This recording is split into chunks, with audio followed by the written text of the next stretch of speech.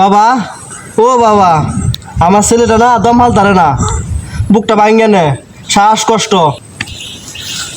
হক মৌলা, হক মৌলা। সর্বনাশ, এটা সাল্লো জিলে হাত বাসে। কি সাল্লো সরে ভাত মারছে? এখন কি হয়? উপায় আছে, উপায় আছে। জার ফুক দিতে হবে আর 2টা তাবিজ দিতে হবে। যেভাবেই হোক আমার ছেলেটাকে ভালো করে দেন। অবশ্যই। হক মৌলা।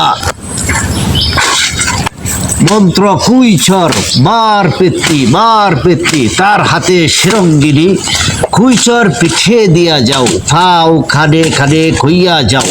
যদি ডাকো হাসা কথা, তবে খাইবা তোমার 14 গোষ্ঠীর মাতা।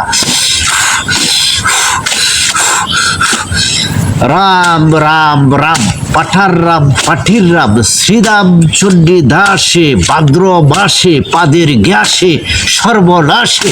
ছু ছু ছু। যা যা হাদিয়া দে।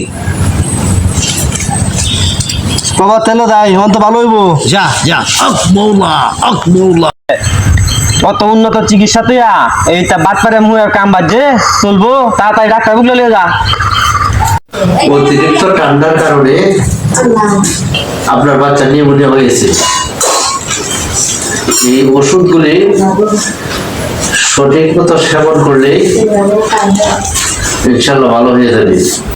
বন্ড সাজস, খই সাজস, আমার ছেলে রয়েছে নিমোনিয়া, তুই কস তোর সাল্লো যে হাত মারছে। আচ্ছা ছাড়, তোর একদিন আমার একদিন।